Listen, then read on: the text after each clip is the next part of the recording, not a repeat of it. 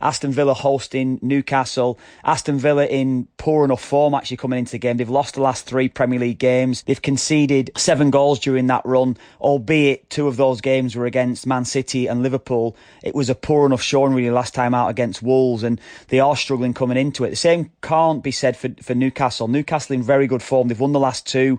They scored 5 goals across those games. They're unbeaten in 3, drawing the other against Wolves. So they come into it decent form. Steve Bruce has got them maybe firing a little bit really now. He's got a little bit of belief into the side. They are being controlled in games now as well. Well organised, disciplined.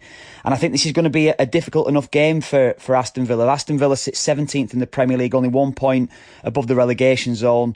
Newcastle themselves in 14th. Going into this match, and they're looking to climb into the top half of the table, which they'll do so if they win. So I think the pressure's all going to be on Villa coming into it. Villa themselves, as I say, on the back of this bad run, but I have seen them a few times this season. Hopefully for Aston Villa, they'll get Jack Grealish back in, because Jack Grealish is the main man. He's the main player for them. He makes them tick. He gets them flying. And I think the one thing you'd say with Villa is they look a different team when Grealish doesn't play. And if you are looking amongst the goals, got to be looking at Grealish if he does start. That's certainly a player that you'd be looking at. As for Newcastle, they haven't necessarily got anyone where you can consistently say they are flying and they will be amongst the goals. But Kieran Clark has 2 in his last 2 games. The centre-half, he's been amongst the goals recently. Joe Linton is another one. He's a real goal threat for them.